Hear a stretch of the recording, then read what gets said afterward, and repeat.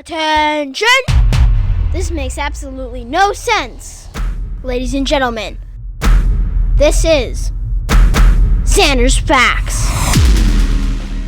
Hello, everybody. Welcome into the latest edition of the Zander's Facts podcast.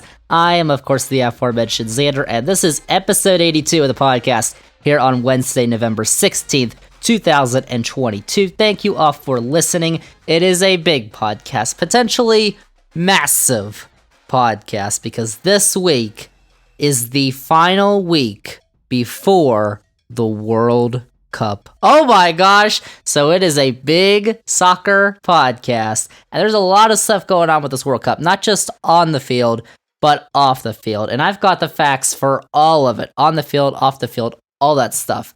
So we are talking World Cup and our ultimate World Cup preview podcast. But I've got something I want to get to first in just a second. So before we get to all that stuff, remember that if you like the Zander's Facts podcast, if you like all the facts, you think you're going to like all the facts on this week's edition, remember to follow this podcast, download this episode 82, rate and review the podcast, then go on all your socials, Twitter, Facebook, Instagram, TikTok, Zander's Facts, that's Zander with a Z, and most importantly, remember to tell all your friends.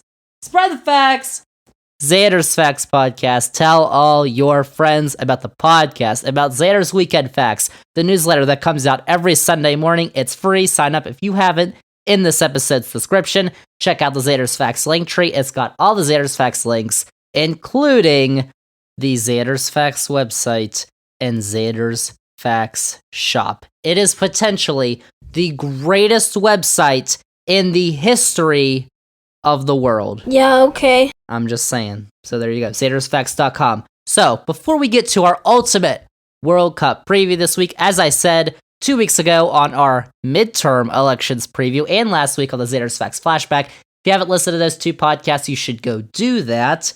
We are doing a little recap of the 2022 United States midterm elections, because those happened, if you didn't know, on Tuesday of last week, Tuesday, November 8th. Hopefully you voted like Zander.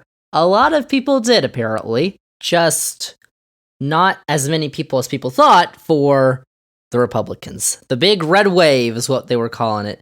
Didn't happen. And I'd said on my podcast 2 weeks ago, midterm preview, I said one of two things could happen. There could be a red wave, and that's kind of what the forecasters and the polls were predicting. And Republicans could take the House and the Senate, win a bunch of governorships, all that stuff, and which would be a normal result in a midterm election, is what we've seen in the past. Or the theory that was going around among Democrats, mainly on Twitter, I saw, that early voting was doing very well for the Democrats, and that the polling averages were being skewered by low-quality partisan polls from Republican-leaning groups, was going to help out the Democrats.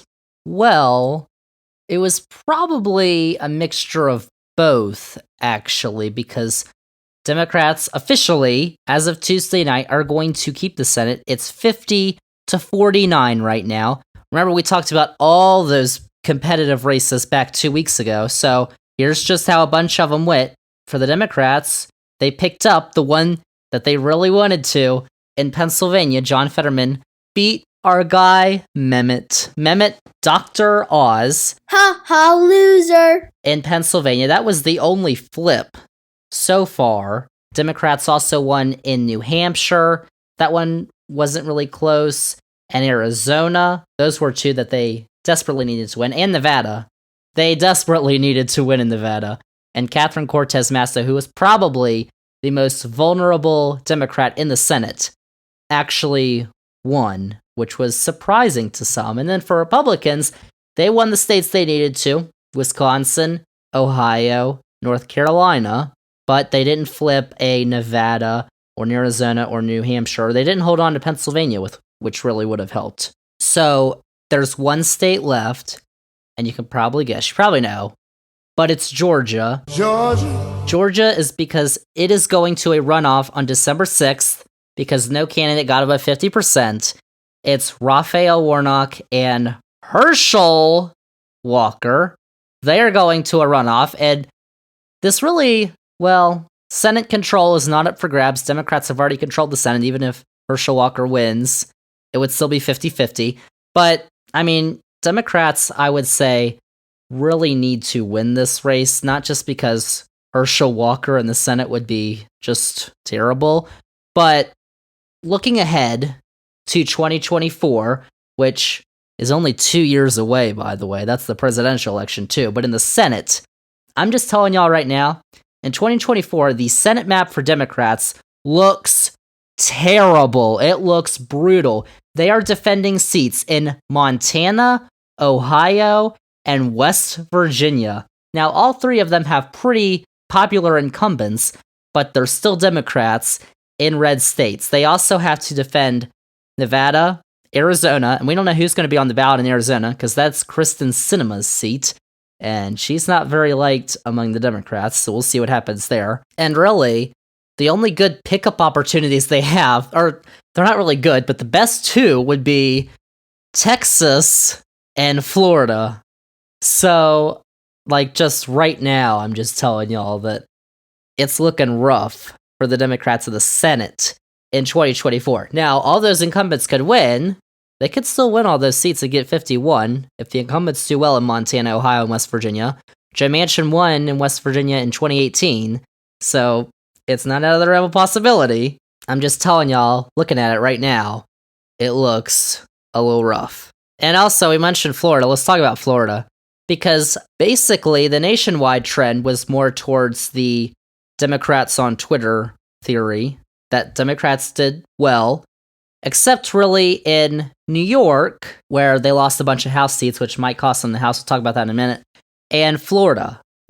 In Florida, for the governor's race, we told you about old Ronald McDonald to Santa Claus. He was the incumbent running against Charlie Crist, who lost, by the way. It's the truth.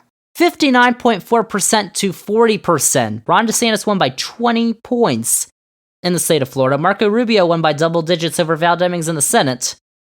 That's a major shift to the right in Florida. Remember, 4 years ago, the governor's race between DeSantis and Andrew Gillum in Florida was super close. And apparently, you know, Donnie Boy, he went on his Truth Social and tweeted out that he sent FBI agents down there to help stop the counting of ballots so Ron DeSantis could win in 2018. I don't know if he committed to another crime or not, but talk about that later. Uh-oh. But the rest of the country, except for really New York, shifted to the left, but Florida went way to the right. And there's probably a lot of reasons for that. Ron DeSantis is actually popular governor in Florida, and Latinos in Florida, who are mainly Cuban Americans, people from Cuba, have been very susceptible to, oh my gosh, the Democrats are socialists, they're coming for everything you own. Which, of course, they don't like that because they lived under Castro regime in Cuba, which was communist. But the Democrats really aren't, but they bought into it. And the state Democratic Party is basically terrible. They nominated Charlie Crist. Charlie Crist is not a good candidate for Florida. So, but even if they nominated someone else, DeSantis probably still would have won. So basically, what that sets up is 2024 Republican primary, because Tuesday night, I'm recording this, I do not know.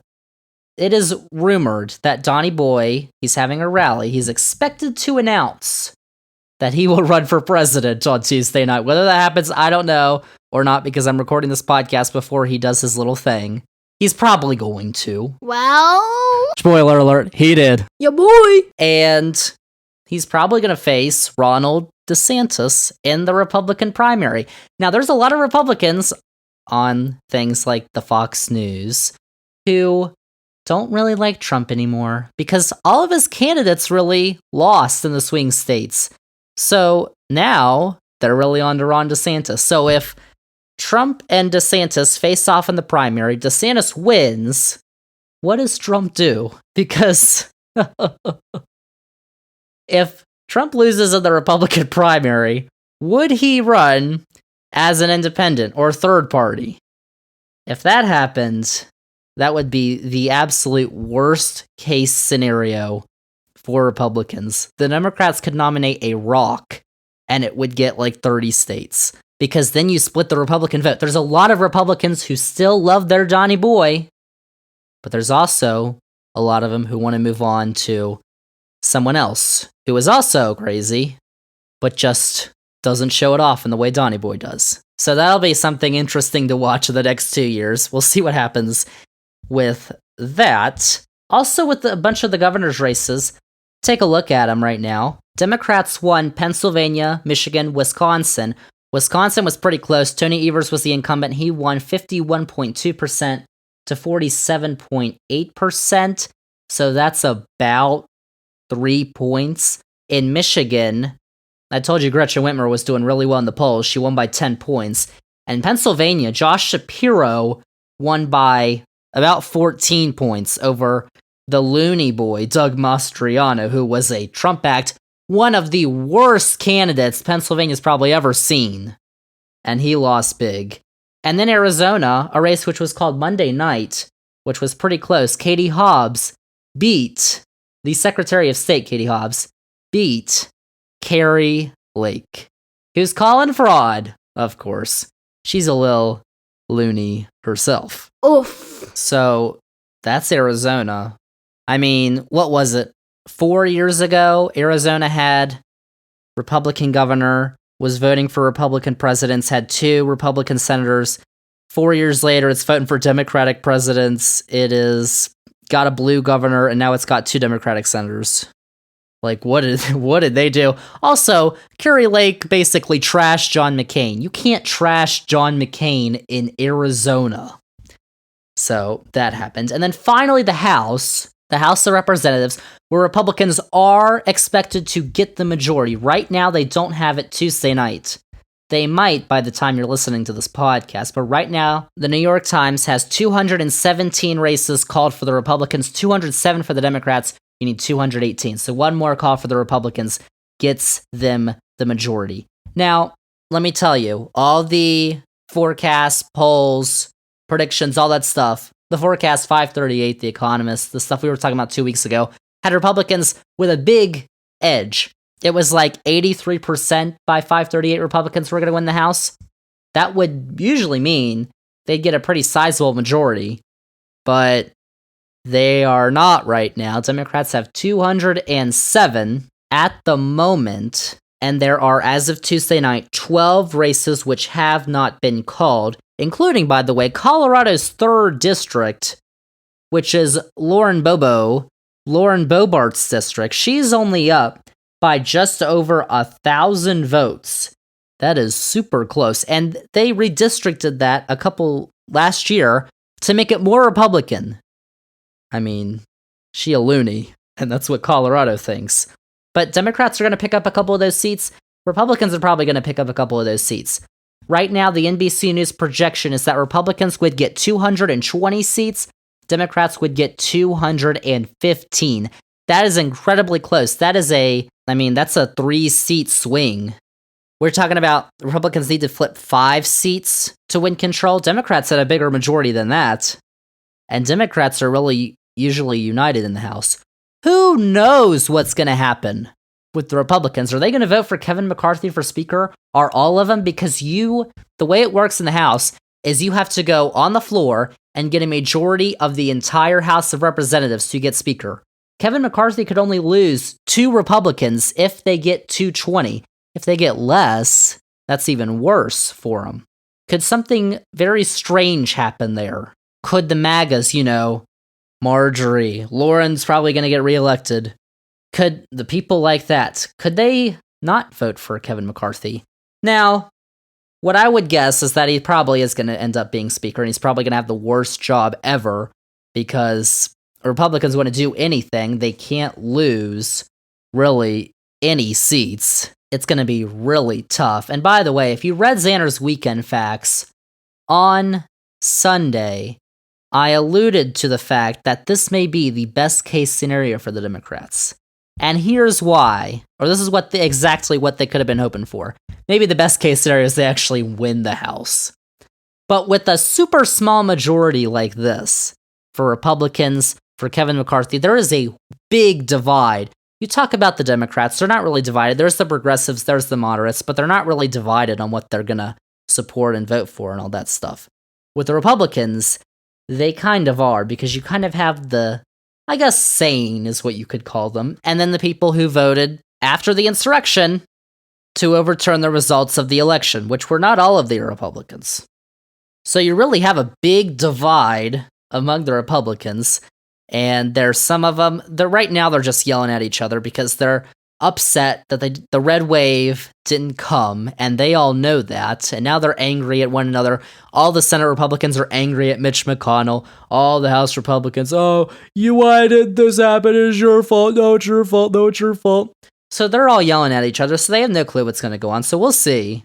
But it looks like the majority in the House, for Republicans, it looks like they're going to win.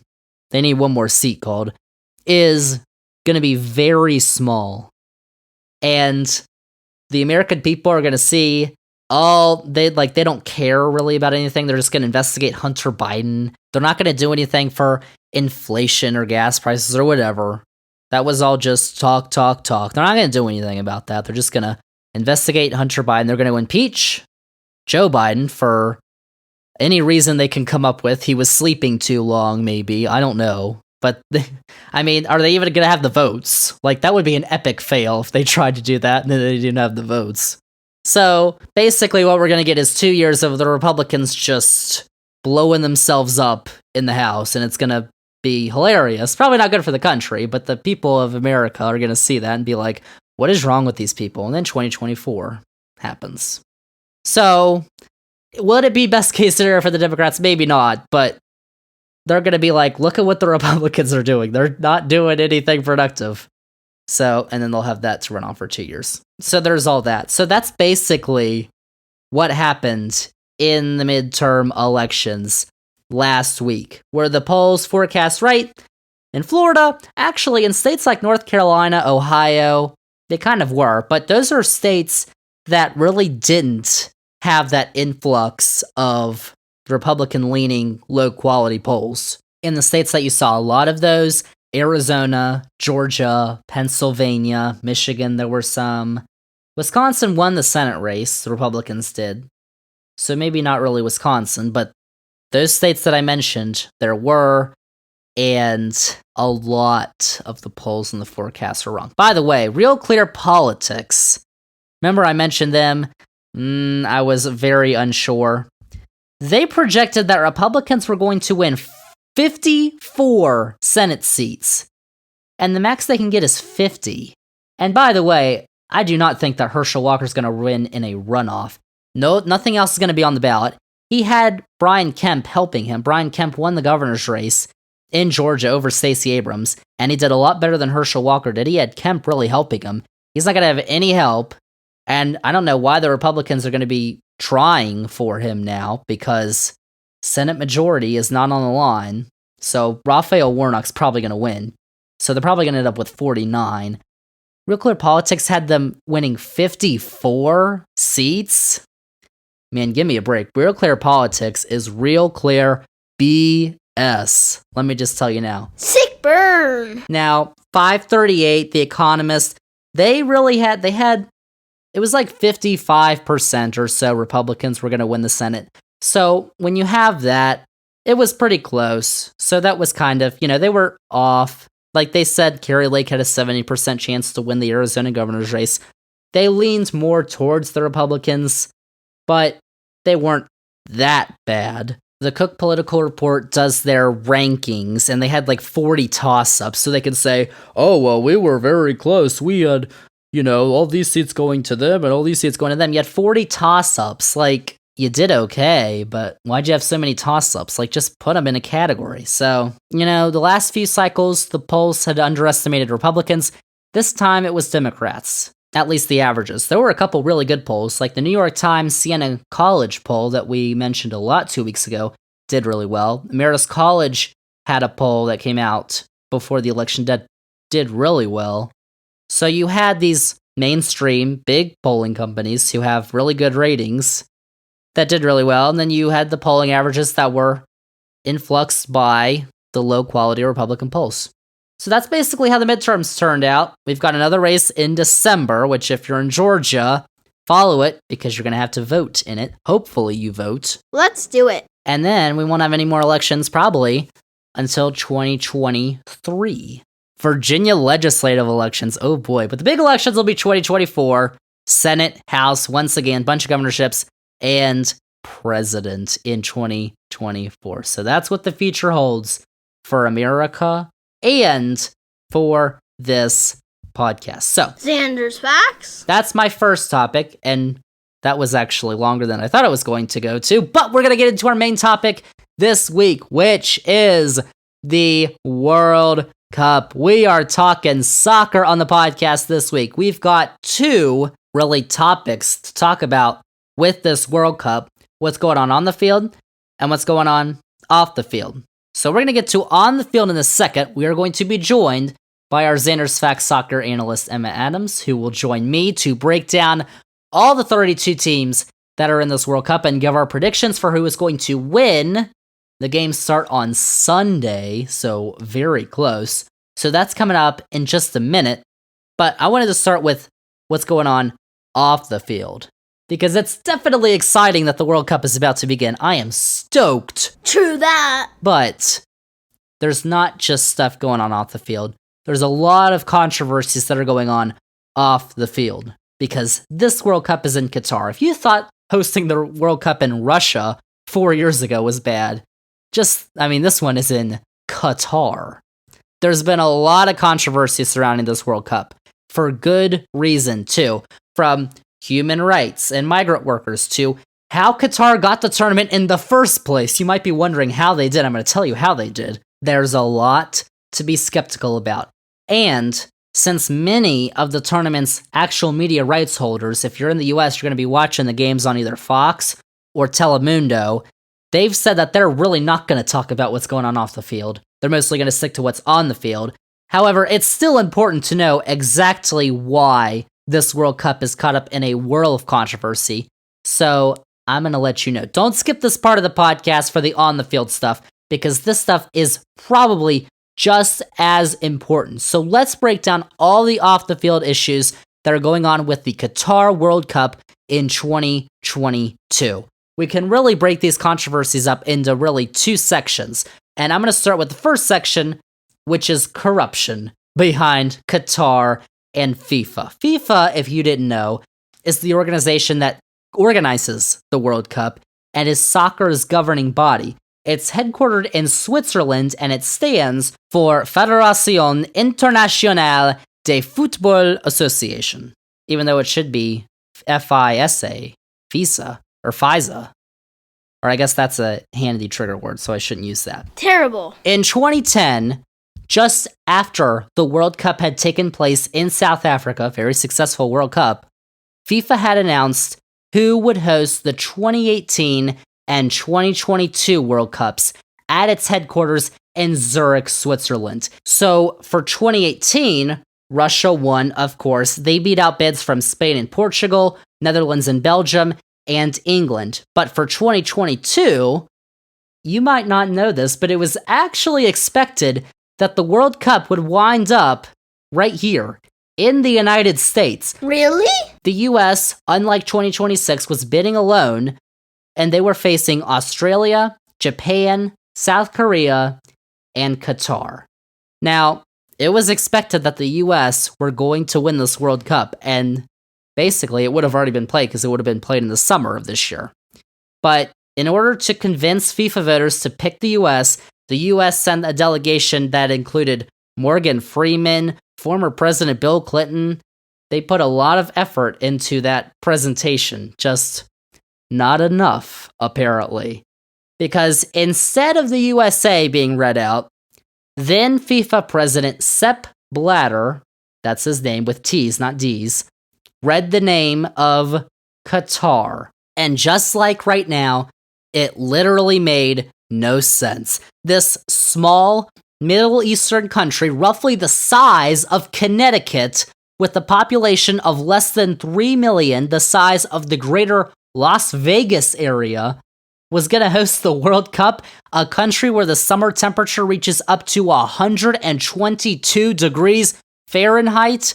How in the world could this happen? Rolling it. Well, you might be guessing money, and it turns out your guesses are correct because it wasn't because Qatar earned it on merit. I know, shockingly, but instead, it turns out that FIFA officials not just wanted to play games in Qatar because they thought they had a better bid, but because they were gaining wealth by choosing it. The United States was actually the country that took the lead in investigating Qatar and FIFA, and last year, the Justice Department claimed, they said, that FIFA officials were bribed to award the 2018 and 2022 FIFA World Cups to Russia and Qatar. Of course, FIFA and Russia and Qatar both said, "This is ridiculous. How dare you accuse us of this? This is not what happened. Oh my goodness."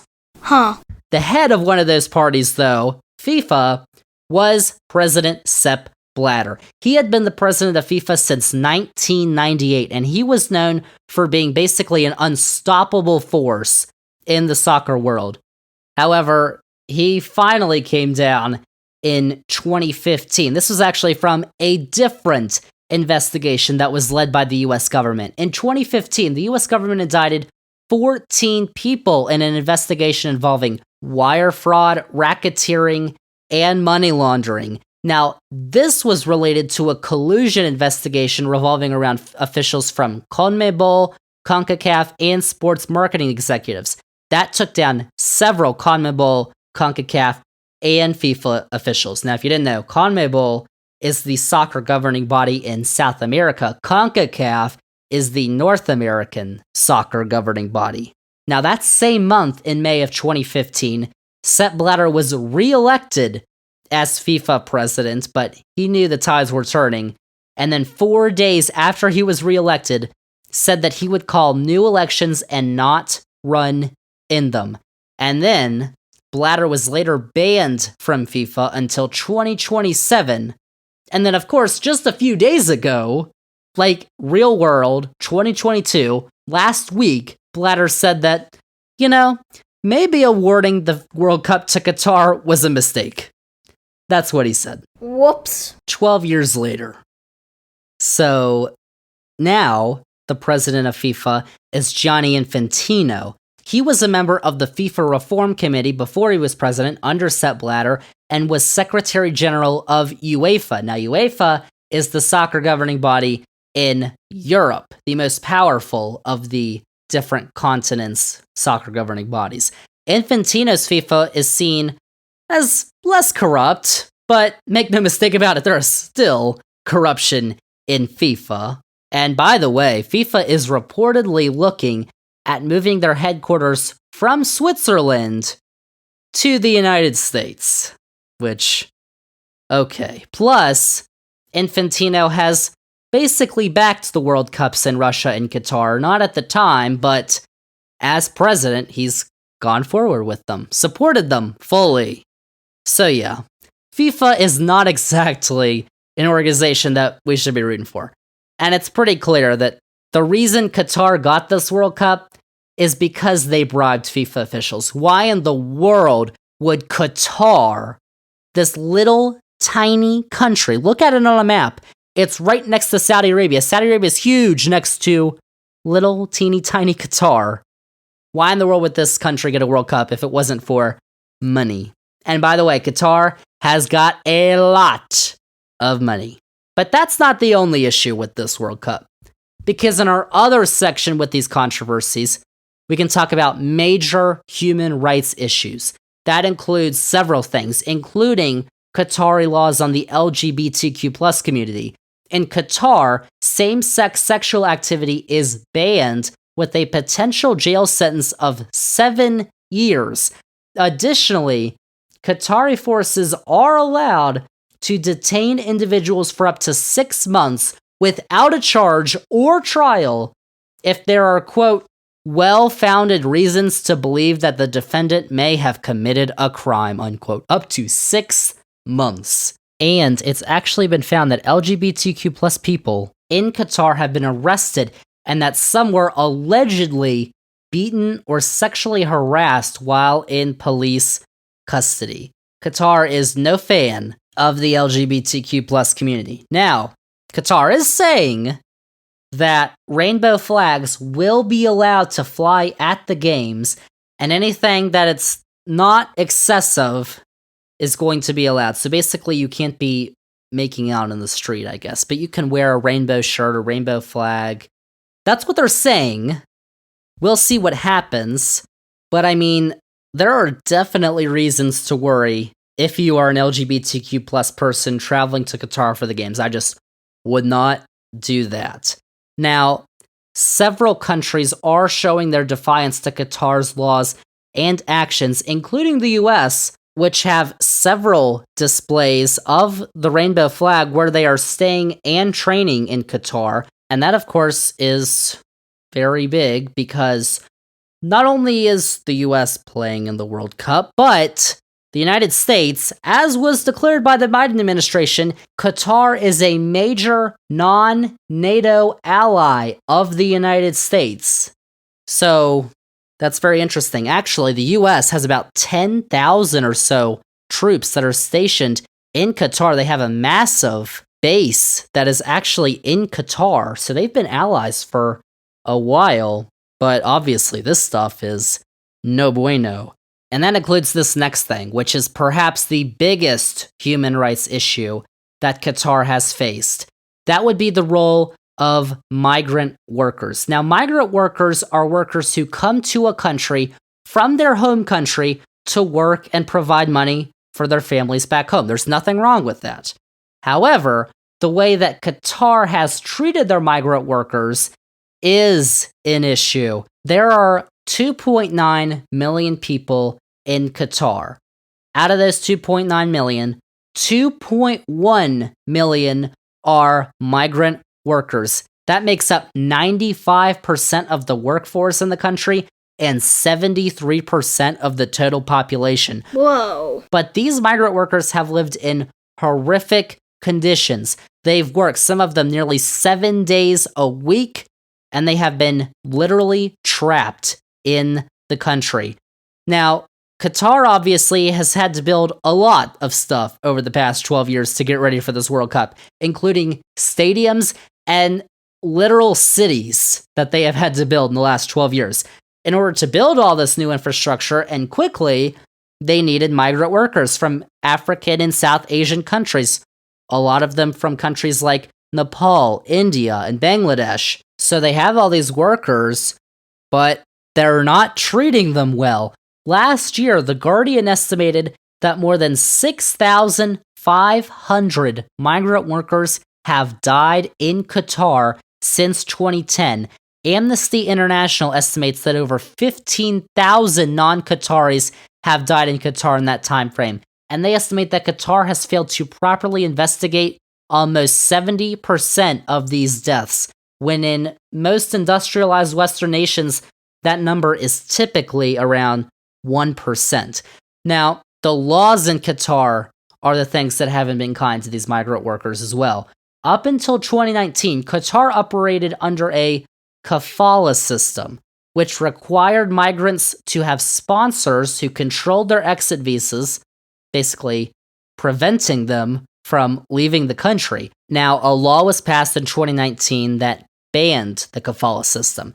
Also in 2019, laws were passed that banned previous practices of employers keeping their workers' passports, so they didn't have their passports, they couldn't go anywhere, employers preventing workers from changing jobs in Qatar, and workers paying a recruitment fee to agents in their home country or in Qatar in order to find a job in Qatar. So they were going to Qatar to get money and bring it back to their family, but they'd also have to pay off this recruitment fee. But despite those practices now being outlawed, there have been several reporters who have gone to Qatar and found that there are still some migrant workers who are reporting that these practices are still being used.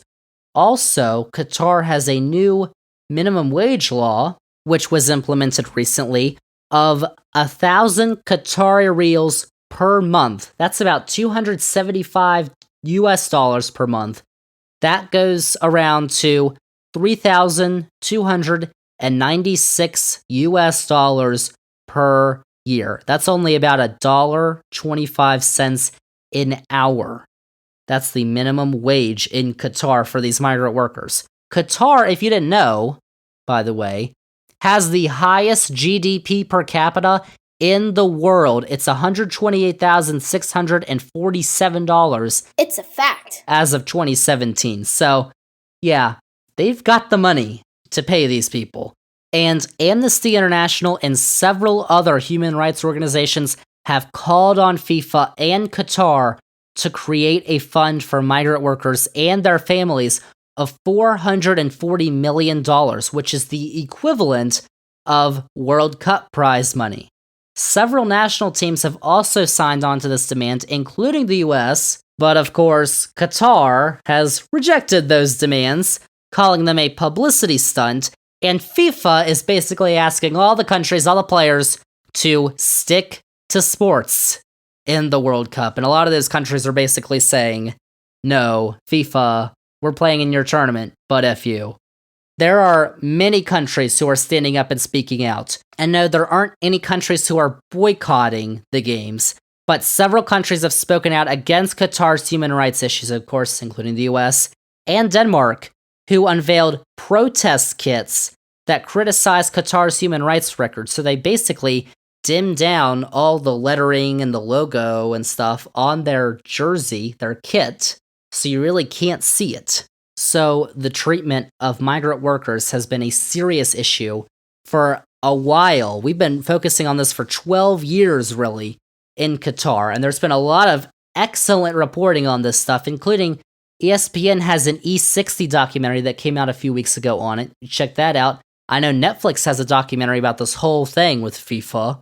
You should also go check that out because there's a lot of stuff, and it's not a lot of it good for FIFA and Qatar. It's no. So make no mistake about it. This is sports washing. Actually, if you look up the definition of sports washing in the dictionary, you'll find the Qatar World Cup right there. I don't know. If you don't know what sports washing is, the actual dictionary definition is, quote, the practice of a controversial company or country using sports sponsorship to improve its reputation, unquote. That's what Qatar is doing. What they're doing is bringing one of the most beloved sporting events in the world to its country and attempting to shine itself in a kind light to outsiders. Qatar wants you to overlook all the issues the country has and solely focus on the games and to think of Qatar kindly. They want you to think of Qatar in a favorable light. In my opinion, though, I would say that you can absolutely watch and cheer for the World Cup in your country, because that's what I'm going to do starting on Sunday. But it would be silly not to remember all the terrible things that Qatar and FIFA have done and are doing. So watching the World Cup is definitely going to be fun and exciting, and we're about to talk about all the teams and all that's going to go on the field in just a second. But it's important to remember what's going on off the pitch as well, because these are very serious issues with FIFA and Qatar, and we should definitely not forget them, even when the whole circus leaves Qatar next month. So, now, there's your controversies, there's the off-the-field issues that are going on in Qatar. Now on to the soccer. Let's go on the field for our second half of our Ultimate World Cup 2022 preview. We are going on the field to tell you how all of the 32 teams are going to look, what's going to happen, our predictions for this World Cup. That is coming up with our Zander's Facts soccer analyst, Emma Adams. We had a little talk about the World Cup. We chatted for a bit. It was very informal, but you will learn all the facts you need to know about the World Cup. So let's get to it. We are talking World Cup with our Zander's Facts soccer analyst, Emma Adams, as the Zander's Facts podcast continues.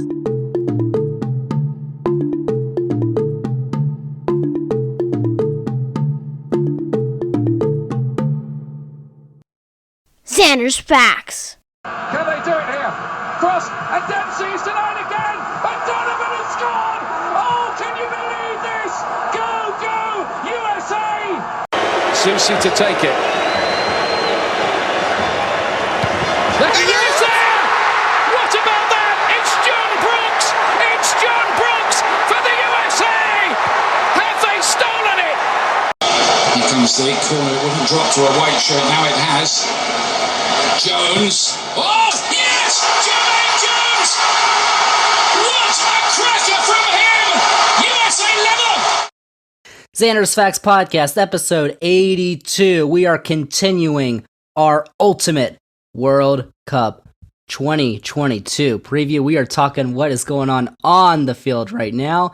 And for that, we are joined once again by our Zander's Facts soccer analyst, Emma Adams. Emma, welcome back to the podcast. Thank you. I'm excited to be here. Excited for the World Cup, yes? I am, which starts eerily soon. On Sunday.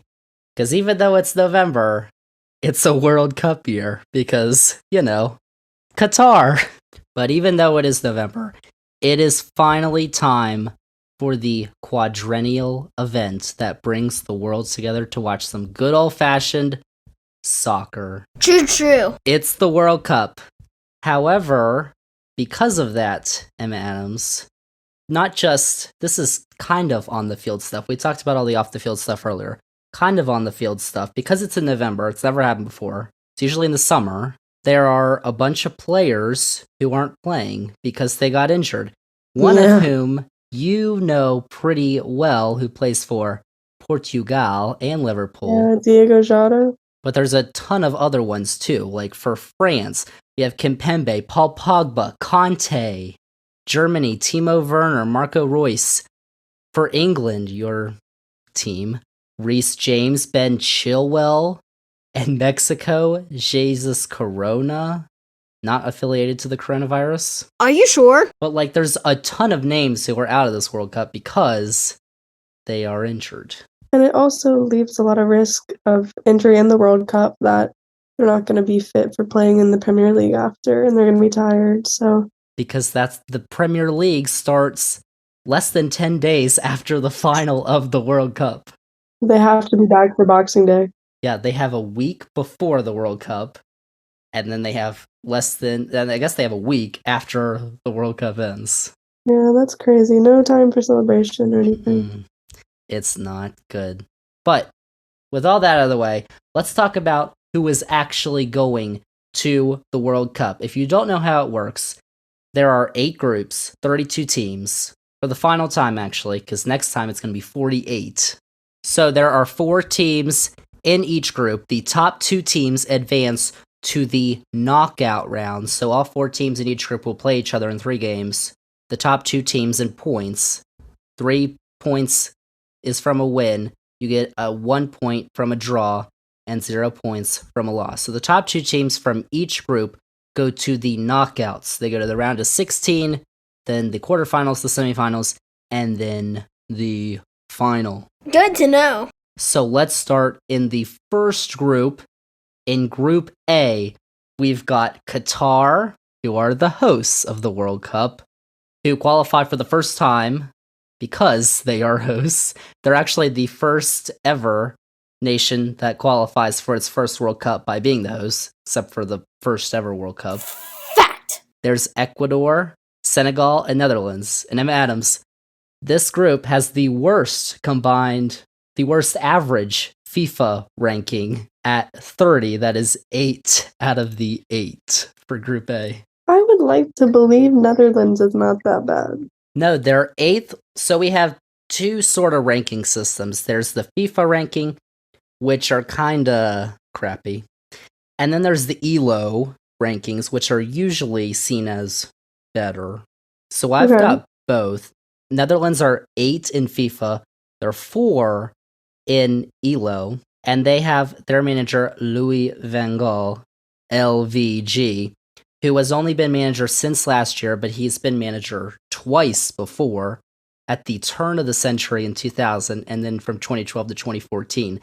This is their 10th World Cup. They did not qualify in 2018. So their last was in 2014 when they were actually third place. They won the third place game. But they're undefeated since Louis van Gaal took over in August of 2021. 5 wins, 2 draws. Netherlands has Ginny Wijnaldum and Virgil van Dijk. Now, they do have a good defense. Virgil van Dijk, Nathan Ake, Oh, and he's so good. and then Memphis Depay and Frenkie de Jong up top. So I think let's look at the other teams, though, in this group. Senegal's 18 in the FIFA rankings, I believe. They're 43 in the ELO. Wow. So, yeah, they did not make it out of the group stage last time. Ecuador is 44 in the FIFA ranking, but they're 18 in the ELO. So that's flip-flop. Okay. What is Qatar? Qatar is 50 in the FIFA ranking, 48 in the ELO. That's actually much better from where they were 2010, I guess, when they started, when they won the World Cup. They were 113th in the world. So they've gotten a lot better. And I've actually watched Qatar play. They won the Asian Cup in 2019. They played in the CONCACAF Gold Cup because money. Yep. But they played really well. They only lost to the US 1-0 in the semifinals, and that was the B team for the US. So don't count the hosts out, actually. But Ecuador has not made it since 2014. They have not gotten out of the group stage except for once in their 3 tournaments. That was in 2006. And Senegal, the Lions of Terranega, did not get out of the group stage in 2018, and their only previous World Cup was in 2002. They actually made the quarterfinals. You know someone from Senegal really well. I Sadio Mane, who's not on Liverpool anymore, though. No, sadly. But they also have Koulibaly and Mendy. Yeah, but the thing is, I don't know if you've watched Chelsea recently. I have. It's been rough, and it's been a little rough for Mendy. He's not been in the best form, so I don't know about... You never know. Maybe he'll have his bounce back era here. Actually, so they beat Egypt in penalties to qualify.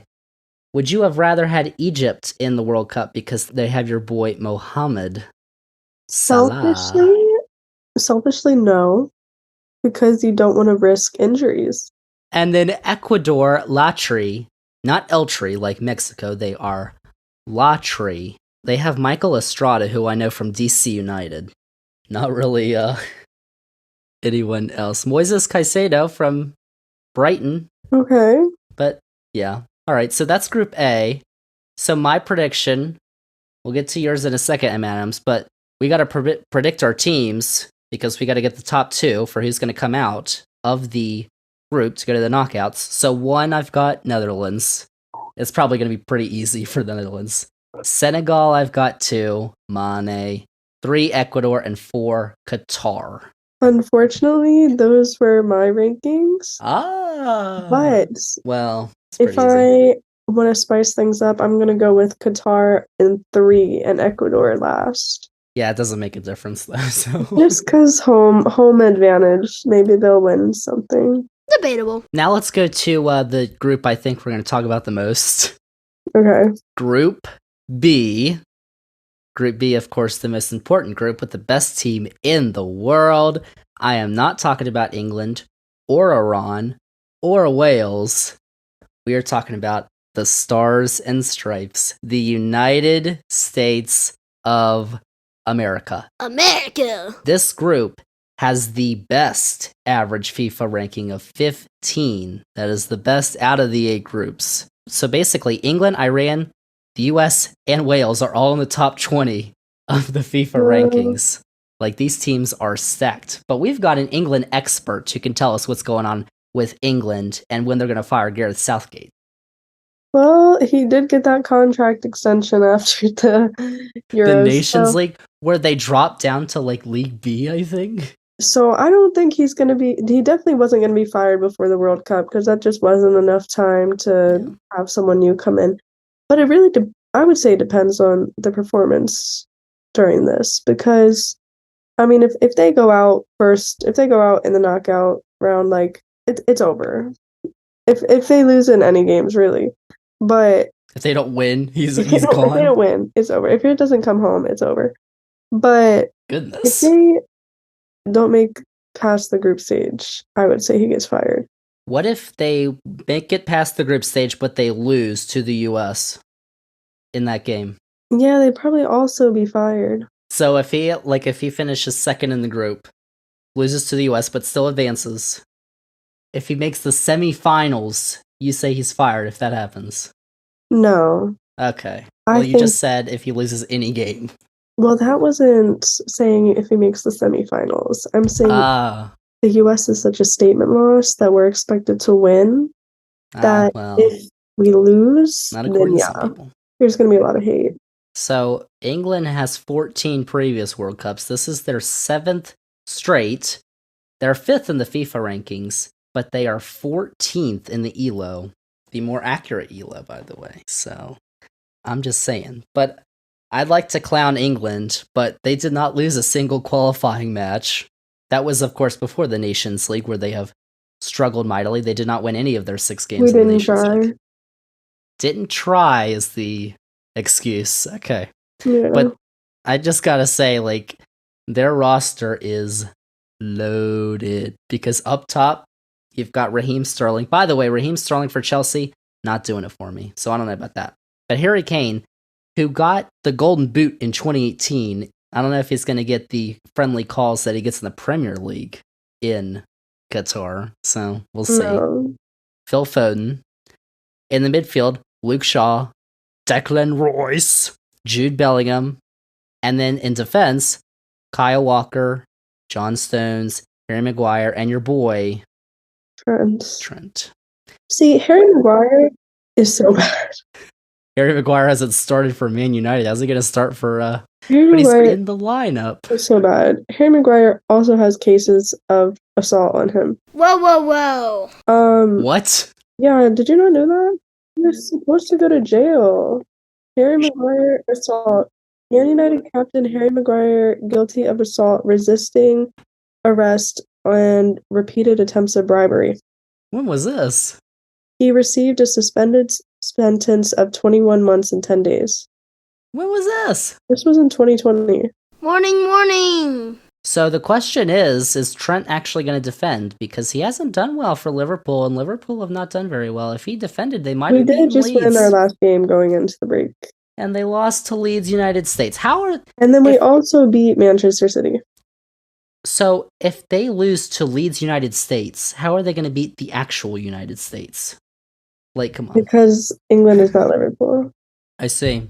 Those are just the players that are probably going to start. Of course, Jordan Pickford is keeper. Jordan Pickford, who decides to only have good games against Chelsea and for England. Yeah. Every time else, he's kind of blue for Everton.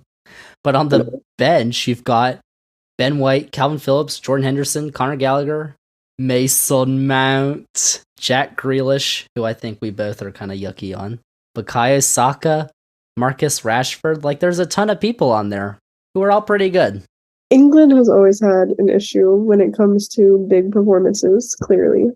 Well, I've only been champions once. That was 1966 when the tournament was in England. So clearly they cannot win if they are not in England. By the way, I don't want to talk about it. Women's. If the U.S. women played England in the U.S., the U.S. women would have won. Because that's not even close.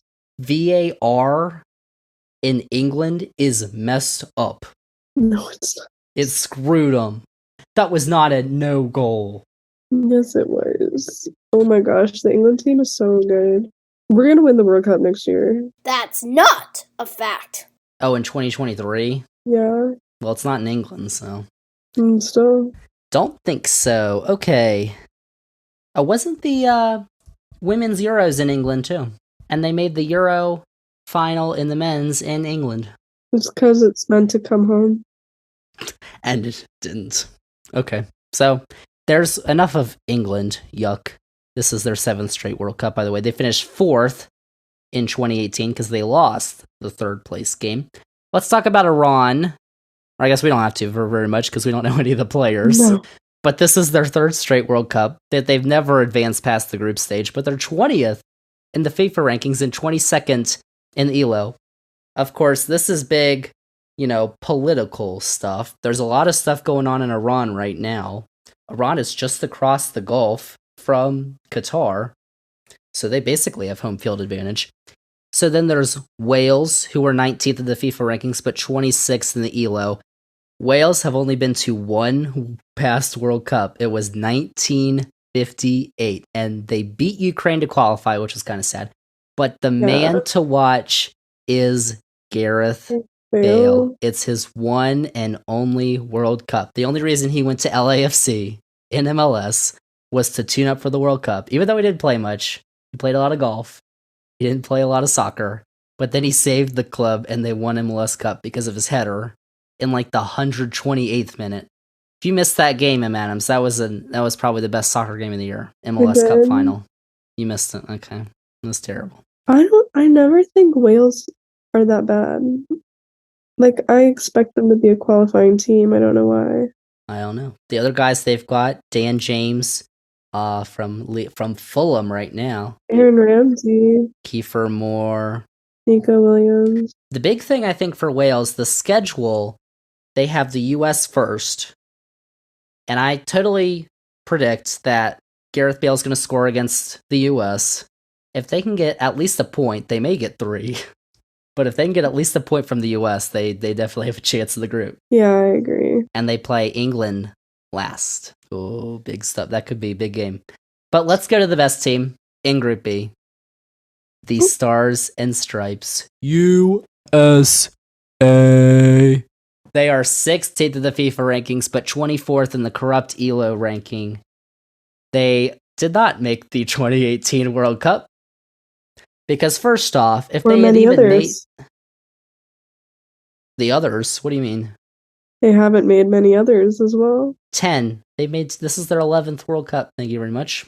Mm-hmm. That's just however many behind England. 4. Dash facts. They got 3rd place in the 1930 World Cup. Thank you very much. That's the first World Cup. Don't think England got up there. And they made it to the round of 16 in the last 2 tournaments that they have been to. But this is going to be the first under Greg Berhalter, their manager, who played for the U.S. in the World Cup. Basically the only person with World Cup experience in the squad. Oof. But they're super young. They have the youngest World Cup squad. 24 and a half years is their average age. Because this is a whole new generation, M. Adams. You know the boys because you've been watching them. Christian Pulisic, who hasn't played much because he's... Do you think he'll transfer? No, because I think that... what's his name? Graham Potter likes him. He should go to Leeds. Nice! That would be incredible. Could you imagine? First off, they'd score like... Well, for Leeds have struggled because their defense has been rubbish. They need a left back now, and they need a striker. Rodrigo has not been getting it done. He's not bad. Yeah, he was good against Tottenham, but they lost 4-3 to Tottenham because their defense was just terrible. Speaking of Leeds, United States, yes indeed. Do you know, M. Adams, who has the most tackles in the Premier League this season? Anthony Robinson. Jedi Robinson. No, it's that same team though. Palhinha for Fulham with 65. But second is Tyler Adams with 52. He's a workhorse. And you know, alongside him is Brendan Aronson with Leeds. And of course, coached by our great man, Jesse Marsch, who people wanted to get rid of. And then he beat Liverpool. But did you know that Brendan Aronson against Liverpool ran 13.2 kilometers, which is 8.2 miles, in 90 minutes in a single game? God, that's actually crazy. It's the most in the Premier League this season. Fact nugget. So you keep doubting all these Americans, but they just keep better than the English, I see. Well, no. No.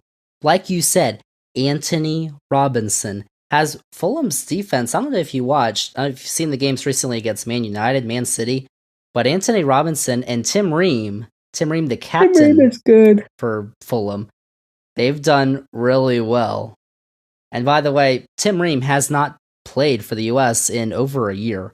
Greg Berhalter's kept him out for whatever reason, but he's finally back. Hopefully he replaces Aaron Long, on defense because Yeah. let me just tell you, if they play Wales and Aaron Long is starting in defense, Gareth Bale's going to say, "Oh, I know Aaron Long from MLS," and he's going to go right by him, right into the goal. It's yeah. And then in the midfield, you've got Weston McKennie, who's been injured for Juventus, but he is back. And then, of course, up top, Pulisic, Aronson. You've got Pulisic, Aronson, Reina, Tim Way, Yunus Musa. We don't know who the striker's going to be. It could be Jesus Ferreira, Josh Sargent, who plays for Norwich, or Haji Wright. Probably not going to be Haji Wright. We don't know who it's going to be. So out of all those players, Gio Reyna, I don't know if you saw what he did against Mexico back, I think it was last year. Oof. He just needs to stay healthy because he's only 19, but he is really good. You've got a ton of players up top who you could play and still be good for the US. The issue is the defense. But Tim Ream, hopefully, stays healthy. And then you had the thing at keeper. Because for keeper, Zach Steffen, who was the backup to Ederson at Man City, was usually starter. But he moved to Middlesbrough. He hasn't played well in the championship. And so he is not even in the lineup. Matt Turner, who moved to Arsenal, is going to probably start. So there's that whole thing. But Matt Turner's done pretty well. So there you go. USA. Oh my gosh. Does England have any good chance? Because I don't think they do. Yeah, I think so. They don't have one that goes like, I believe that. I believe that we will win. I believe that we will win. I believe that we will win.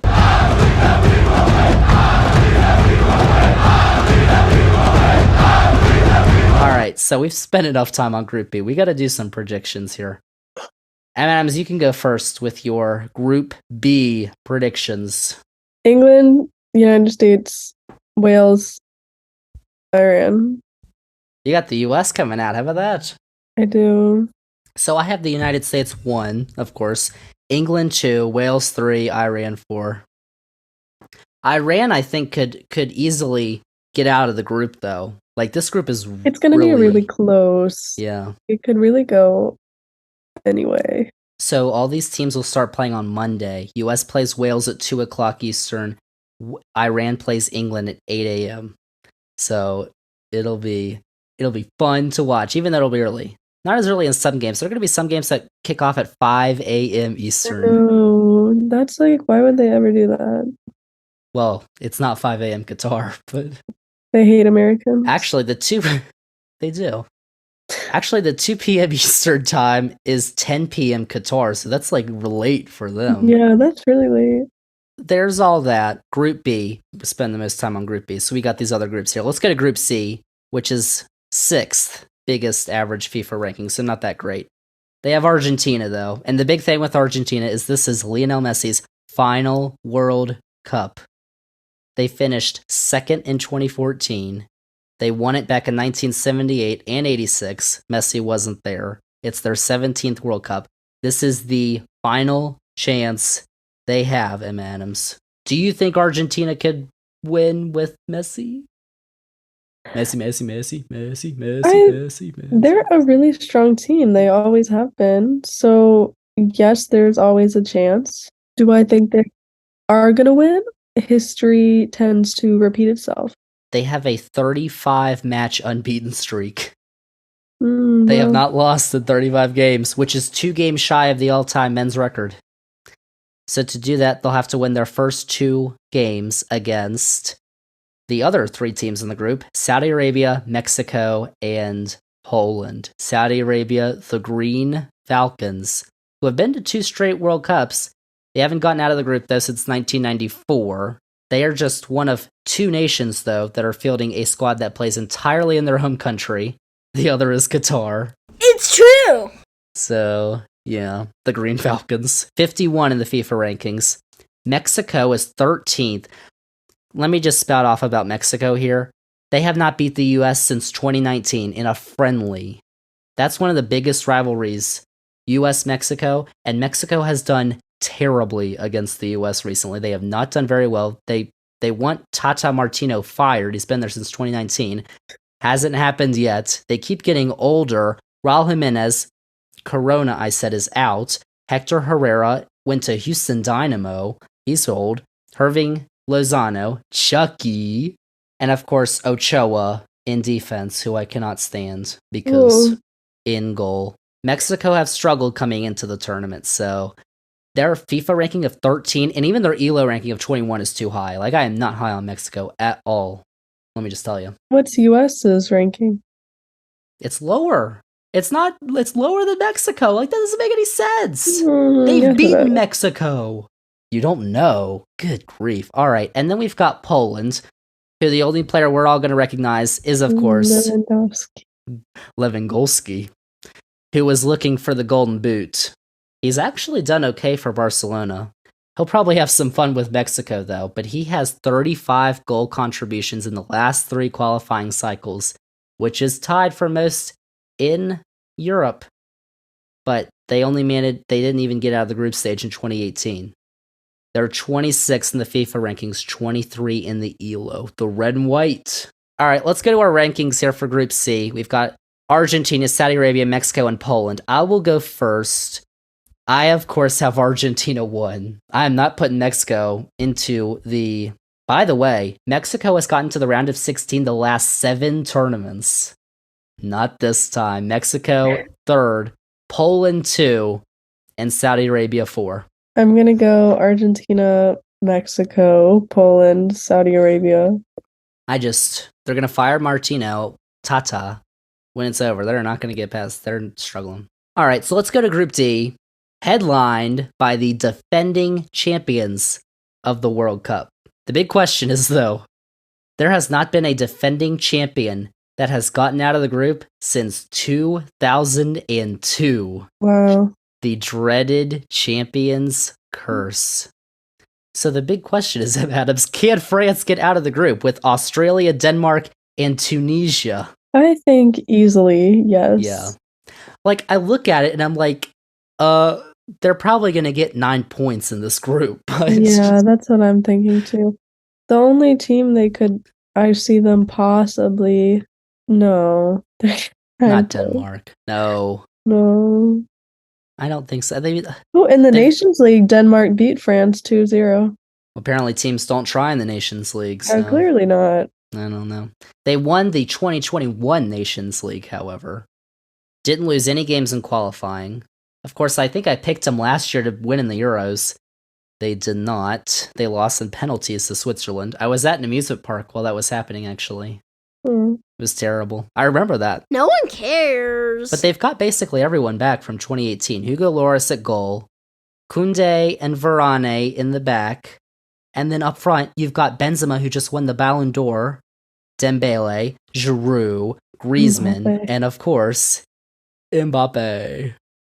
And of course, Konate. Okay, well, bigger than Mbappe. They have the hero at center back. Great job. I really just don't understand how even finishing second, I think, would shock me for France. Yeah. Oh, 100%. 4th in the FIFA rankings, 6th in the ELO. So let's go to Australia. I love Australia. You know why? Because their nickname is the Socceroos. Oh. They love soccer. They've been to 5 straight World Cups. They had to win in an intercontinental playoff, though, against Peru on penalties to get to their 5th straight. But they have only gotten out of the group stage once in 2006. The thing is, in qualifying, they were the first squad ever with 11 straight wins in qualifying in Asia. This is their first time in Asia. They used to be in Oceania, and they just rolled through Oceania because there's no other team except for New Zealand. But this time they were in Asia, so it was a lot harder, but they came crashing down a little bit. But they still are in the World Cup. The Socceroos have made it. The Socceroos, they are dangerous on the counter, I have been told. Oh. And they have Ajan Krustik, who scored a penalty in Frankfurt's Europa League winner over Rangers to win the Europa League last year. Socceroos, 38th in the FIFA rankings, 39 in ELO. But how about the red and whites of Denmark, who I think might prove a bigger test for France, probably. Yeah. 10th in the FIFA rankings, This is only their second straight World Cup, though, but one of the big stories of the Euros was Christian Eriksen. His heart literally stopping on the field at the Euros, but he's been playing really well for Manchester United. Was he named in the squad? Mm-hmm. Okay, good. He's playing, and he's going to be one of their best players. The question, though, Kasper Schmeichel at keeper has not been playing well. I feel like Denmark is kind of fan favorites after everything that happened with Eriksen. Everyone wants the comeback story, so, best of luck to them, honestly. We'll see. 10th in the FIFA rings, 9th in ELO. And the last team is the Eagles of Carthage, Tunisia, who have been to 2 straight World Cups, 5 in total. They have not advanced past the group stage in any of them, though. But they are a team that is going to sit back and absorb pressure, which I really don't think is a good idea when you're playing France and Denmark, and even the Socceroos. Yeah. I don't know about Tunisia. All right, M. Adams, your predictions for Group D. France, Denmark, Australia, Tunisia. All right. I've got France, Australia. I know I love Christian Eriksen, but Socceroos really got to me. Yeah. And then Denmark and Tunisia. So yeah, we'll see. But France, come on. Like they're gonna break the curse. That's not even a question. So we're halfway done with the groups. Let's go to Group E, which has the second highest average FIFA ranking of 18.5. A lot of people saying it might be the group of death. Spain, who are ranked 7th in FIFA, 3 in ELO, La Roja, who have been to 12 straight World Cups, won it in 2010, but only got to the round of 16 last time. The only player left from that 2010 championship is Sergio Busquets. The only time the Spaniards have made it past the round of 16 since 2010. There's new blood, though. If you've been watching Barcelona, 18-year-old Javi, 19-year-old Pedri, they are rolling for Spain, who are a lot younger this year. And the Spaniards have not lost a game by multiple goals since 2016, when they lost to Italy. Nice fact. Now let's go to Costa Rica, Los Ticos, who are 31st in the FIFA, bringing up the rear of CONCACAF as the 4th CONCACAF team who qualified from an intercontinental playoff, basically because of their goalkeeper, 35-year-old Keylor Navas. Yeah. Basically the only name you need to know, because if he struggles, it's over. And he's 35 years old. I don't. Yeah, he's the only name you probably know. He is. And I watched Costa Rica play the US twice in qualifying, and I don't know the other players. No. So there's Costa Rica. Germany is the other big team in this group, though. 12th in the FIFA rankings, 10th in ELO. And they have the king, everyone. King Kai. King Kai Havertz, who has been in and out of the lineup for Chelsea this year. So I would say, they have Thomas Muller, they have Neuer, they have Sane. Neuer's 36 years old, though, at goal. Gundogan, Rudiger in defense. I miss Rudiger. They have a lot of good people. Germany got 9 wins in their 10 qualifying games. Of course, they have disappointed. 2014, they won the World Cup. Of course, the champions curse. 2018, they did not make it out of the group. But they've been to 19 tournaments, 19 World Cup tournaments. They have finished in the top 4 of 12 of those. Yeah, that's crazy. So impressive. They've always been a strong team. The Germans with King Kai. All right, final team in Group E is Samurai Blue of Japan, who are 24th in the FIFA and ELO rankings. This is their 7th straight World Cup. They made it to the round of 16, so they got out of the group last time. They were the first Asian nation to beat a South American nation last time. They beat Colombia 2-1 in the group stage. How about that? How about that fact? Sanders facts. Sanders facts. The 2 names you need to know are Arsenal's Tomiyasu and Maya Yoshida. They are going to score, hopefully, for Japan. But we'll see. The 4 forwards on Japan's 26-man side, though, have just 10 international goals total. Well, So that might be an issue. yeah. But we'll see. Just a little bit against the other teams you're playing against. So, All right. So Group E, I think it's pretty clear. I said this is the group of death, but I think it's pretty clear who are the teams that are going to come out. My predictions, I've got Germany 1, Spain 2, Japan, and then Costa Rica. yeah, Germany's going to win. Spain will get second. And then Japan, Costa Rica. How about that? Zander's facts.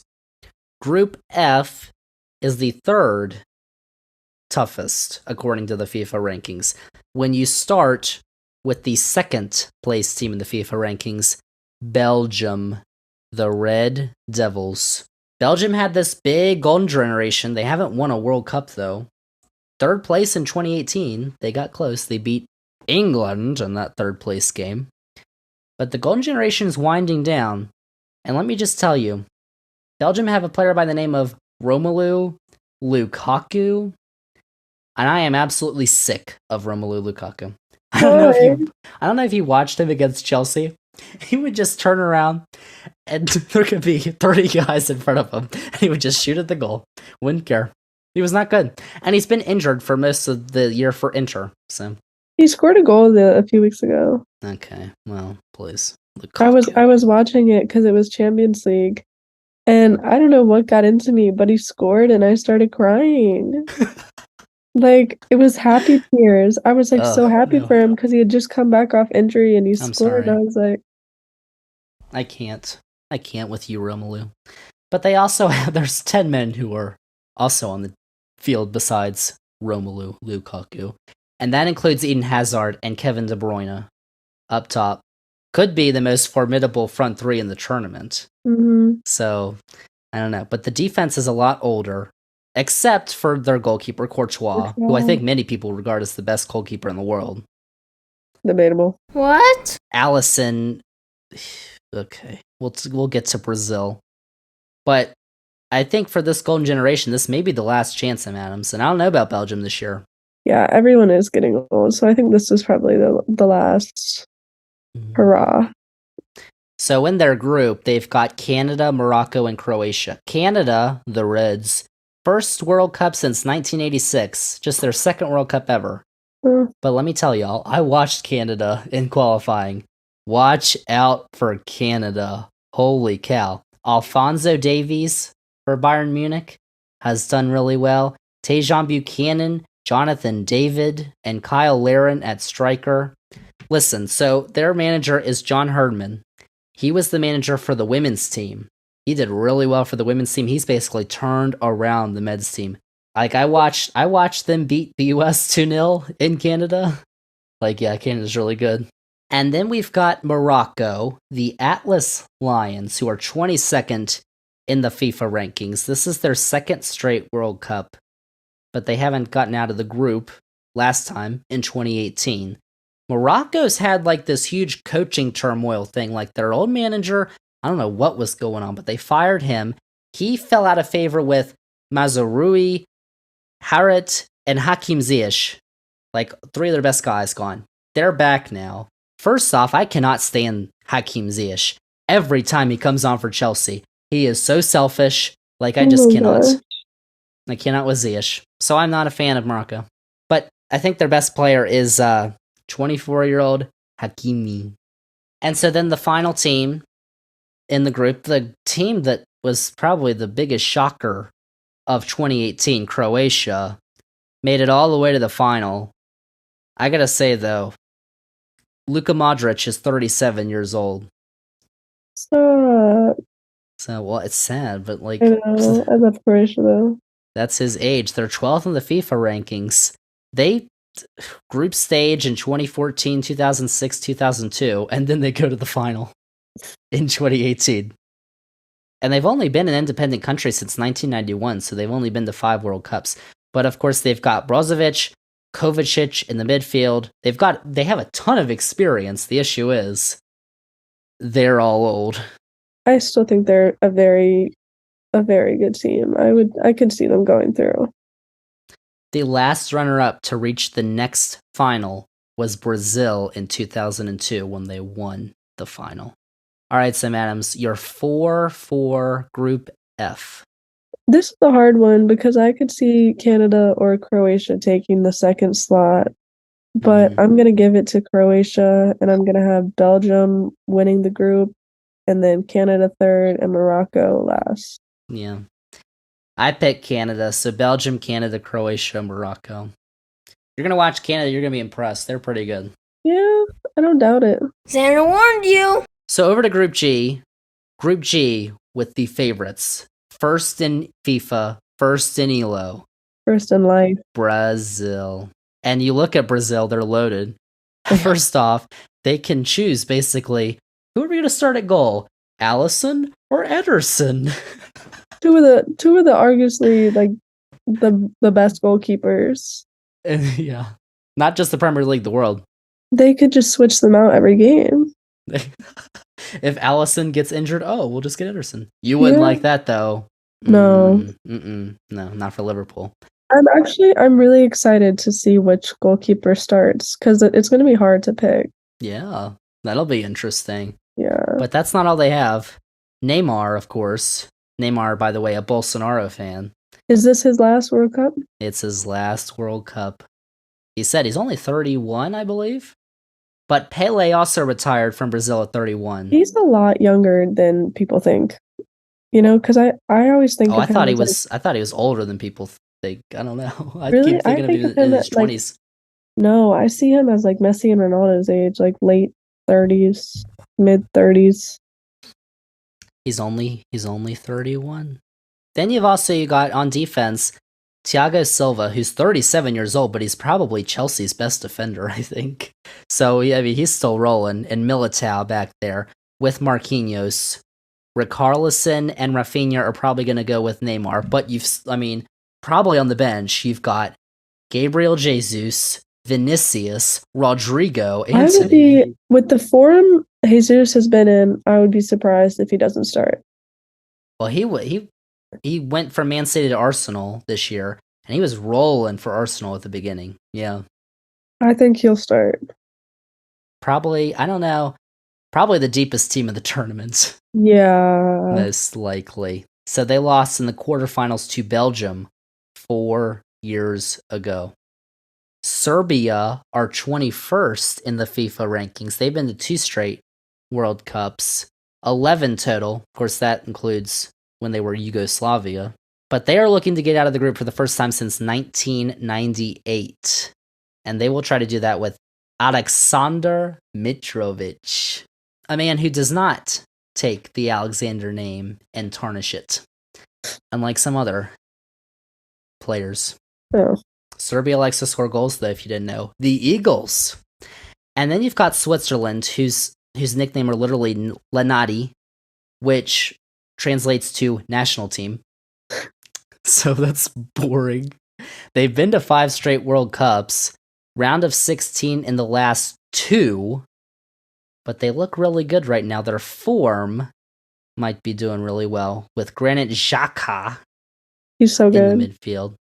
And then Shaqiri at Chicago Fire. MLS product. That's right. I wouldn't say he's a product of MLS. He is a result. See, the product is where he was before he just ended up at MLS. Christian Pulisic, Brendan Aronson, Tyler Adams, Weston McKennie, all these American players, MLS products. Thank you very much. And then Cameroon, the Indomitable Lions. I like that nickname. Not as good as Socceroos, though. Not as good as the national team. The national team. That's so boring, Switzerland. And Cameroon have a new manager this year, Rigobert Song. They gave up 14 goals at AFCON last year, the African Cup of Nations. I doubt they played much in AFCON. I don't think they did well. And I don't think they're going to do very well in this group either. So. Well, they qualified. True. Egypt did not. So Group G, I'll do my predictions. Brazil obviously won. Brazil should get 9 points. Yeah. 2, I think I'll go with Serbia because national team is terrible name. Switzerland and then Cameroon. If Brazil doesn't get 9 points, it should be considered a failure. Oof, yeah. If you're looking at the team they have against the other teams, like you want to walk away with 9 points from this. So Brazil, Switzerland, because they have performed well in other World Cups and other competitions. So Switzerland, Serbia, Cameroon. All right, and now the final group is Group H, headlined by. This is a fun one. We're gonna talk about this, Sam Adams. Portugal. So obviously, the big name for Portugal is Cristiano Ronaldo. Well, it's Ronaldo. There's been a lot to talk about with Ronaldo in the last few days. If you all don't know, and Adams has a bunch to say about this, but he's gone scorched earth on his club team, Manchester United. He said in an interview to Piers Morgan, by the way. You give an interview to Piers Morgan, like... Gonna get blasted, like... God. He said, quote, "I don't have respect for Erik ten Hag, the manager of Manchester United, because he doesn't show respect for me," unquote. Quote, "If you don't have respect for me, I'm not going to have respect for you," unquote. This probably comes from the fact that Ronaldo's done a lot of bench sitting this year for United.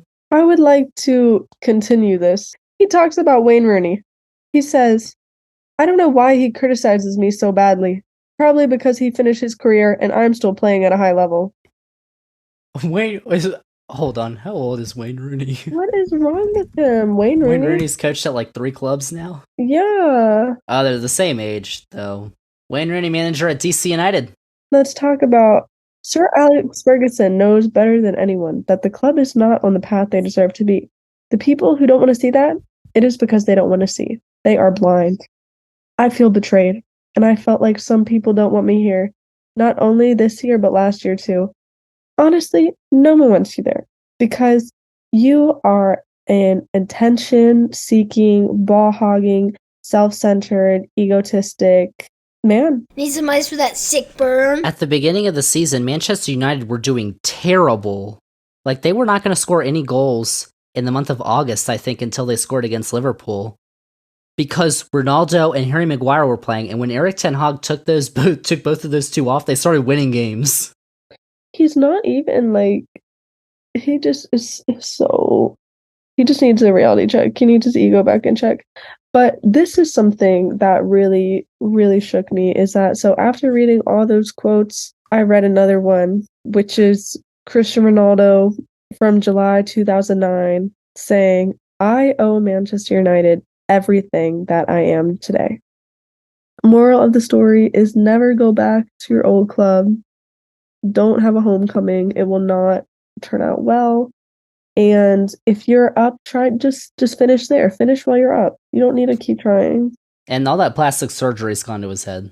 If you want your if you want your reputation to be maintained, this is, I mean, like many people have said, this is ruining his reputation. Oh yeah. I am not rooting for Portugal because of him. Like, come on. Yeah, I'm not rooting. I mean, clearly, I used to say Ronaldo or Messi. I would say, I don't know. Now it's clearly Messi. So. Well, there's a third man in that conversation, and his name is Brendan Aronson. Well. They call him the Medford Messi.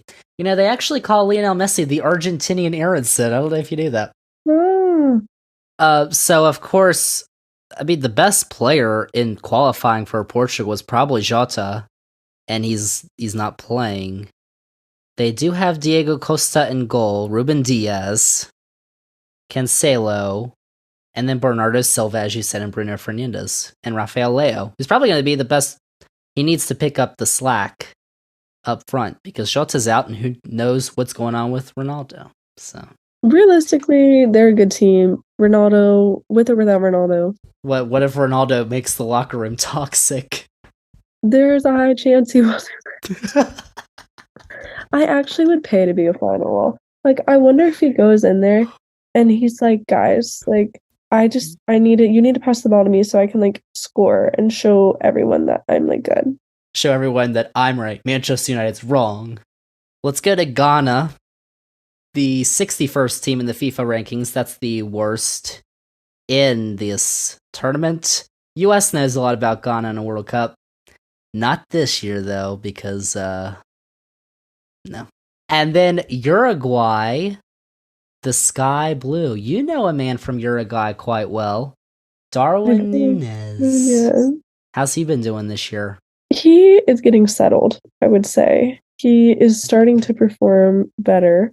It's going to take time, though. I mean, he's not even used to speaking English, so there's obviously a barrier. So they're 14th in the FIFA rankings. They have a lot more players than Núñez, though, including Luis Suarez, who was playing in his final World Cup. Another big name who's playing in his final World Cup. I wonder if he'll bite someone again. Fight me. If he loses. If you want to talk about controversial players, that's one good name to talk about. He's old, though, so maybe he won't get to the player in time to bite him. His teeth aren't as sharp anymore. They've also got Cavani and Bentancur. I love hearing Peter Drury say those names. And then Valverde. But the sky blue, that's what they are. Les Celeste are definitely It's pretty. interesting.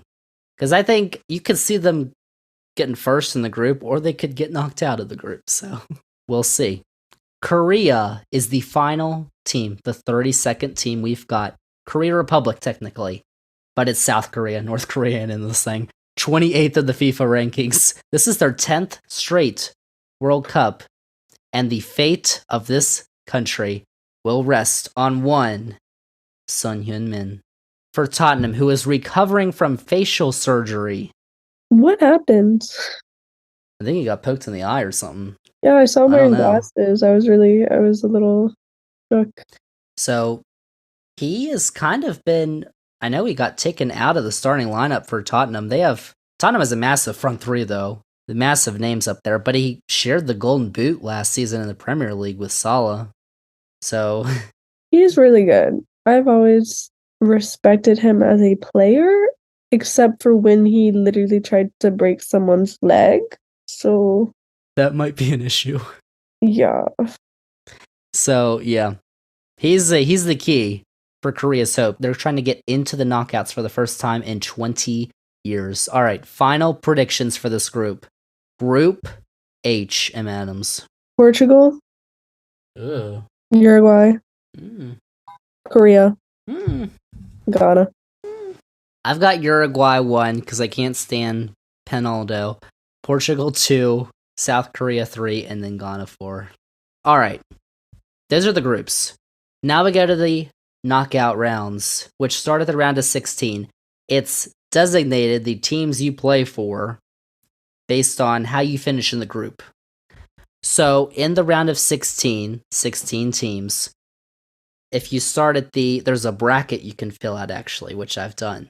So if you start at the top left of the bracket, it's A1, so the first team in Group A versus B2, the second place finisher in Group B.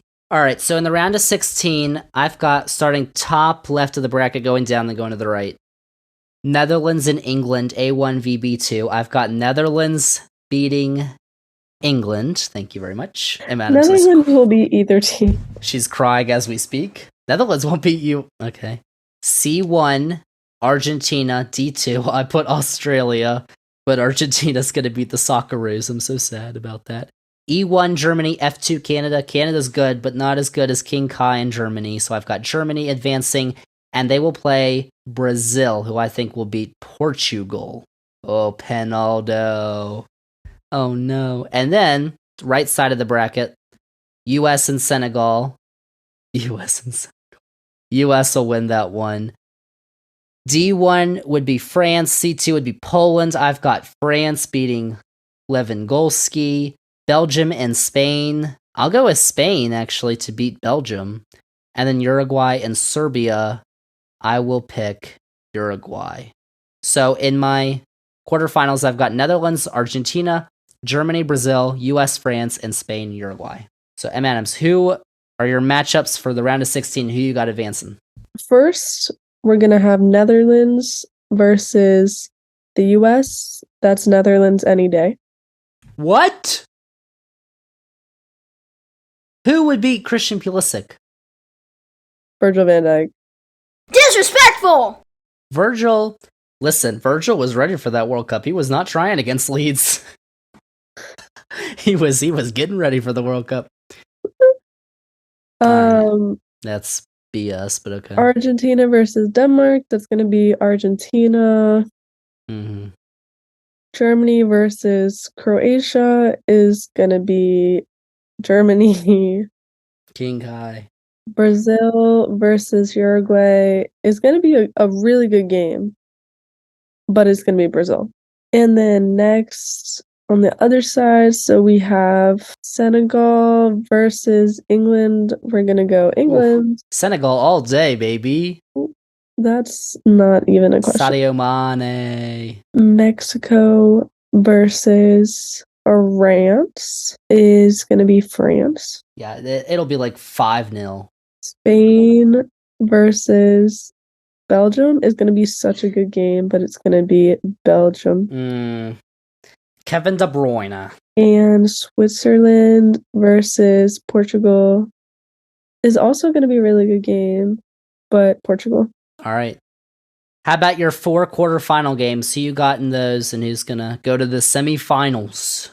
Okay, so for the quarterfinals, I have Netherlands, Argentina, Germany, Brazil, England, France, Belgium, and Portugal. So basically all the big names. That's just so hard. I think Argentina will beat Netherlands. Brazil will beat Germany. France will beat England. Oh, wow. That's hard. Hard. And Belgium will beat Portugal. Okay. So in my quarterfinals, I've got Netherlands, Argentina. I'll pick Argentina too. Germany, Brazil. I'll go with Germany. That'll be that game. Listen, make a prediction. If Germany plays Brazil, they will go to penalties. Yeah. And I think King Kai will save the day for Germany. Love King Kai. And then I've got the US playing France. I've got France winning. Ooh. It's really sad. Listen, I think that the US will score 4 goals, but France will score 5. And then Spain, Uruguay. I'll actually pick Uruguay to beat Spain. How about that? Okay. So I'll do my semifinals now. Semifinals, actually, if you lose in the semifinals, you play another game because there's a 3rd place game. So I've got Argentina, Germany, and sorry for the Argentinian Aronson, also known as Lionel Messi. I got Germany. And then in my other one, France, Uruguay. France will lose to Uruguay. All right, how about your semifinals? The hot take. I have Argentina, Brazil. I'm going to send Brazil through. And I have France, Belgium. And I'm going to send France through. So, 3rd place game is Argentina versus Belgium for me. And Belgium. Okay. I've got Argentina, France, actually, and I picked Argentina. Interesting. Messi. He'll get something. Yeah. He'll get 3rd place. And then in the final, I've got Germany, Uruguay. 3-1. King Kai. Germany wins the World Cup. Wow. Didn't they win in 2014? Wow. They're just that good. King Kai. Germany. I have Brazil, France, and it would be fun if France won again, but I feel like Brazil will win. I don't know. France is really good. France. So there's only been 2 teams that have won twice in a row in the World Cup. Italy in 1934 and 1938, and Brazil in 1958 and 1962. That was a fact. That's what France is trying to do, but France is also trying to get out of the group. Yeah. Which they should get 9 points. All right, so there you go. That is our FIFA World Cup 2022 preview, ultimate preview. Germany is going to win.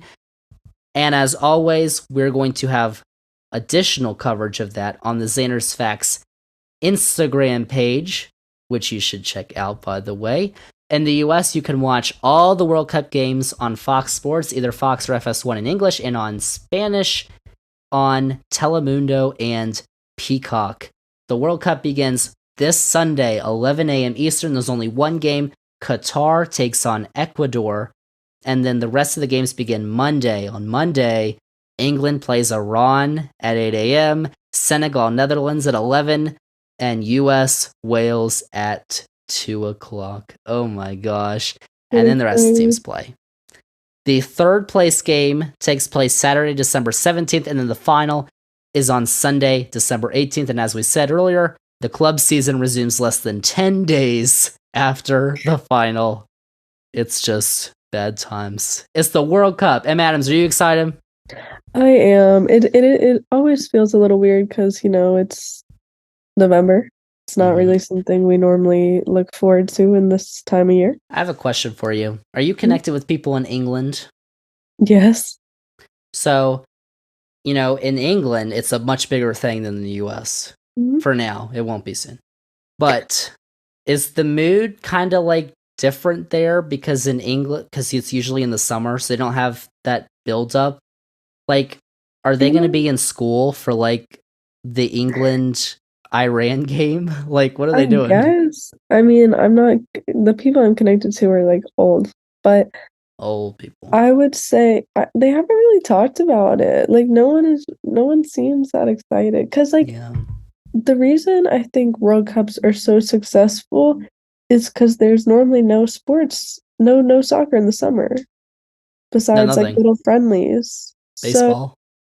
So like it's so special because once every 4 years we get soccer in the summer, because in the fall you're watching the Premier League, you're watching the NFL, you're watching like you have your other sports, so it's not as like it's just gonna be so concentrated. Like Sunday, you're gonna watch a game and then you're gonna watch the NFL games. Yeah. Like, Monday, same thing. Like it's just if you wanted more attention, it should have been in the summer. Yes, but temperatures get up to 122 degrees in the summer in Qatar. So I don't know why they picked Qatar in the first place, but you should have listened to the podcast earlier because it was detailed why they got picked. Same as Bog. So it is weird, but it is the World Cup, and although it's in Qatar, just wait. Less than 4 years. Mexico, Canada, United States. Please. All right, so there you go. Our 2022 FIFA World Cup preview. That is it. Emma Adams, once again, joining the podcast, our Zander's Facts soccer analyst. Emma, thanks for coming on the podcast. Thank you so much. I'll be back soon. Zander's Facts. So there you have it. Thanks once again to Emma Adams for coming on the podcast. And that is your 2022 World Cup preview. Games begin on Sunday. Ooh, I am excited. So that is basically all I got for episode 82 of the Zander's Facts podcast. Thank you all for listening. And remember, if you liked all the facts that are on this podcast, there were a ton.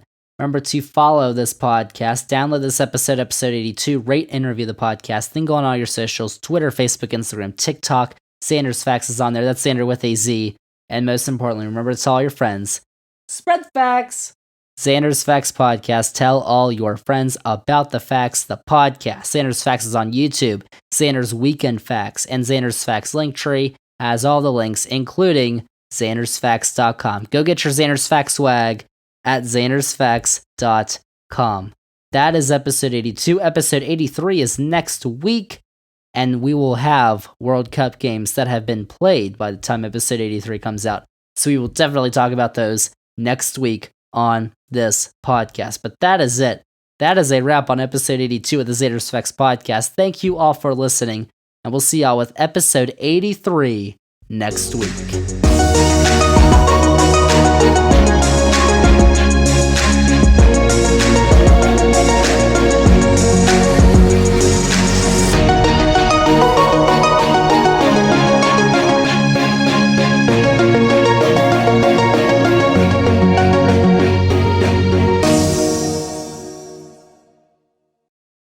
ZandersFacts.com.